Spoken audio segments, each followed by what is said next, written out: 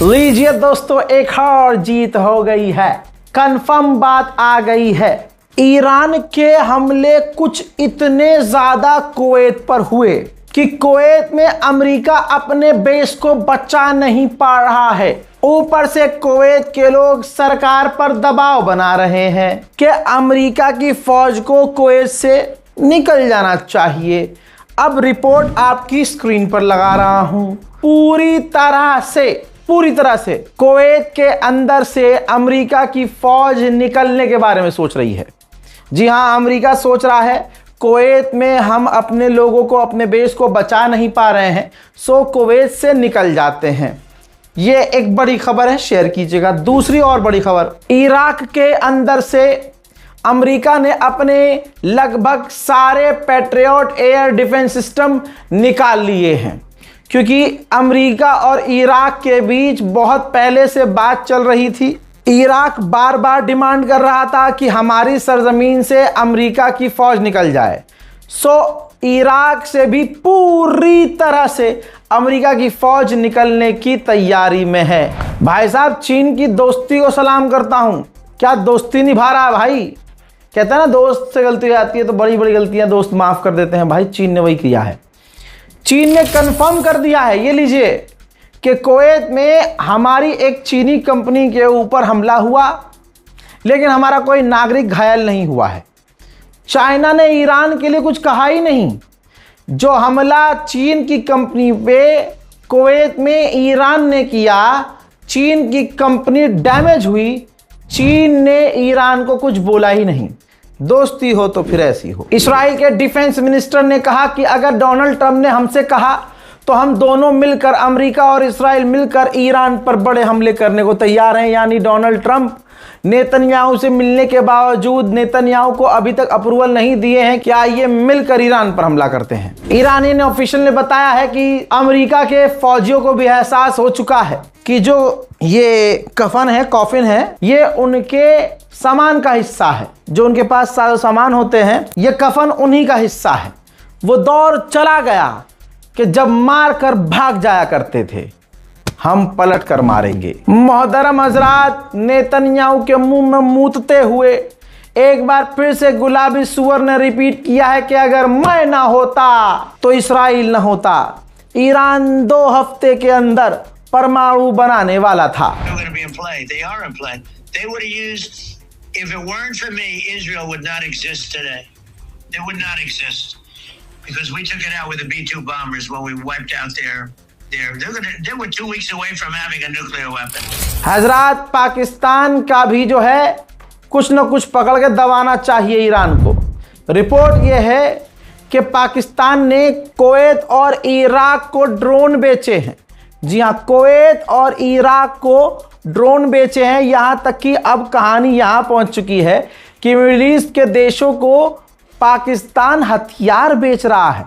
और middle east के वो देश वो हथियार, जाहिर सी बात है, अमेरिका इसराइल के खिलाफ थोड़ी इस्तेमाल कर रहे हैं, ईरान के खिलाफ इस्तेमाल कर रहे हैं। अमेरिका ने कबूल किया है और बताया है कि हमारे 7 अलग अलग स्टेट्स के अंदर वाटर सप्लाई मशीनरी पर, सिस्टम पर साइबर अटैक हुआ है। हम ये जांच कर रहे हैं कि इन अटैक के पीछे ईरान तो नहीं। अमेरिकी वित्त मंत्री ने कहा है कि दुनिया में जहां भी ईरान की प्रॉपर्टीज हैं, उन सारी प्रॉपर्टीज को हम ढूंढ रहे हैं, उन्हें हम सीज करेंगे।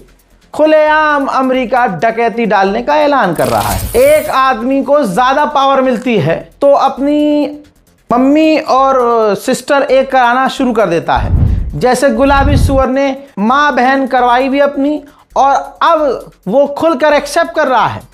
दादागिरी देखिए, कह रहा है नेतन्याहू और दूसरे लोगों को बचाने के लिए हम इंटरनेशनल क्रिमिनल कोर्ट को ही घुटने पर लाने वाले हैं। अब अमेरिका की, इस्राइल की इंटेलिजेंस गई पिछवाड़े में। अब दुनिया के सामने भीख मांग रहा है अमेरिका। $15 मिलियन हम उस बंदे को इनाम देंगे जो हमें ये जानकारी दे कि ईरान के ड्रोन प्रोग्राम को स्पॉन्सर कौन कर रहा है, ईरान को ड्रोन बनाने में मदद कौन दे रहा है। यह है अमेरिका की एजेंसी और इजराइल की एजेंसी का फेल्यूर। पता नहीं कर पा रहे हैं तो इनाम रख दिया है। नेतन्याहू का ख्वाब है कि इलेक्शन से पहले सऊदी अरब से हमारा नॉर्मलाइजेशन हो जाए, अब्राहम अकॉर्ड में सऊदी अरब शामिल हो जाए, ताकि नेतन्याहू को चुनाव में जीत मिल जाए। क्योंकि नेतन्याहू के खाते में अगर ये बात ऐड हो गई कि भाई सऊदी अरब ने इजराइल से हाथ मिला लिया है, तो नेतन्याहू को भारी भरकम वोट मिल जाएंगे। आतंकी हमेशा फितरत से ही आतंकी होता है। लेबनान पर एक बार फिर से इजराइल ने आज भी हमला किया है। هذا هلا تفجير محذر سريان يعني حد يحمر شقاف. هذا هلا تفجير محذر سريان يعني حد يحمر شقاف. इसके अलावा इजराइल ने आदत से मजबूर गज्जा के ऊपर आज कई बड़े हमले किए, कल भी किए थे और आज भी किए हैं, जिसमें बच्चे महिलाएं मारी गई हैं। कई लोगों के मारे जाने की खबर है, विजुअल खुद देख लीजिए।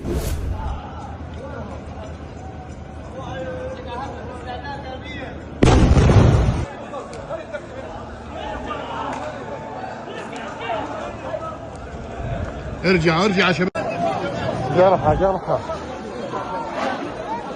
يا الله. دمار كبير دمار كبير.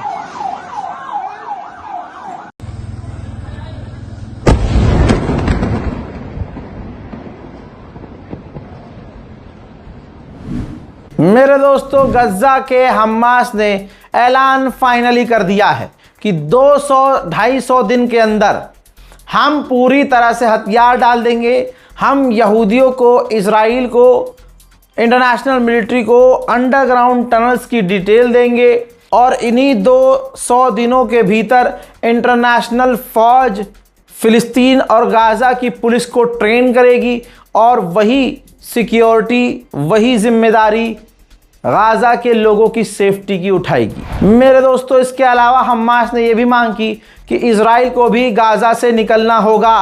तो अमेरिका बीच में कूदा और अमेरिका ने वादा किया और कहा कि हम गारंटी लेते हैं कि इजराइल गज्जा से बाहर निकलेगा। सूअर का बयान आया है इजराइल का, हम तब तक गाज़ा से नहीं निकलेंगे जब तक सच में हमास हथियार नहीं डाल देता। अब ये सच और झूठ में क्या होता है वो तो नहीं पता, लेकिन बहाना इजराइल तलाशता रहेगा कि गाज़ा से बाहर निकलना ना पड़े। ये लिख के ले लो। गुलाबी सूअर ने कहा कि इजराइल काफ़ी खुश है, किसी ने सोचा ही नहीं था कि हमास हथियार डाल देगा। इस खबर से इजराइल खुश है। हजरात, आतंकवादी तो फितरत का ही आतंकवादी होता है। ये कुत्ते का बच्चा बेंजीवीर कहता है डील वील सब गलत है, डील होनी ही नहीं चाहिए, बल्कि सीधा सीधा हमें हमला करना चाहिए, गाज़ा के लोगों को कत्ल करना चाहिए, हमास को मिटाना चाहिए, डील नहीं होनी चाहिए। एक तुर्की का नागरिक बैतुल मुकद्दस जाने की कोशिश कर रहा था। वो फिलिस्तीन पहुंचा, बैतुल मुकद्दस के गेट पर पहुंचा। इजरायली फ़ौजी ने पूछा कहाँ से आए हो? उसने बताया कि मैं तुर्किश हूँ। तुर्की का नाम सुनते ही उसने कह दिया तुर्कियों के लिए बैतुल मुकद्दस मस्जिद बंद है। देखिए, تركيا.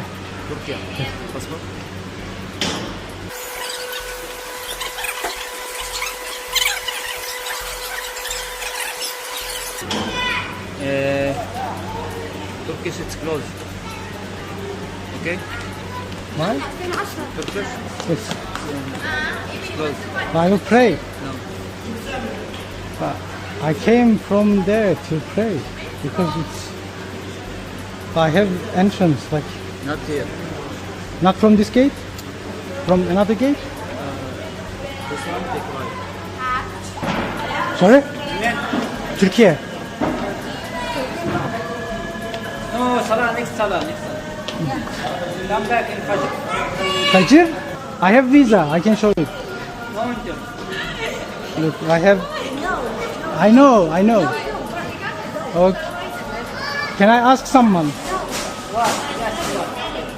Because I came from Germany to... मेरे दोस्तों, अभी अभी ये रिपोर्ट करते करते मेरे पास नोटिफिकेशन आ गया है, खबर कंफर्म है कि डोनाल्ड ट्रंप ने ईरान पर बड़ा हमला करने का आदेश दे दिया है। लेकिन ये हमले इस हफ्ते शुरू होंगे, अभी नहीं होंगे कि 10 मिनट बाद हमले हो जाए। ईरान पर बड़े हमले होंगे, इस हफ्ते होंगे, और इस हमले का प्लान इसलिए बनाया गया है कि ईरान प्रेशर में आकर सरेंडर कर दे। दूसरी खबर कंफर्म हो रही है कि अमेरिका और इजराइल ने मिलकर प्लान किया है कि दोनों ही मिलकर ईरान के फैसिलिटीज पर, न्यूक्लियर फैसिलिटीज पर, उसके बिजली घरों पर हमला किया जाए ताकि ईरान प्रेशर में आकर डील कर ले।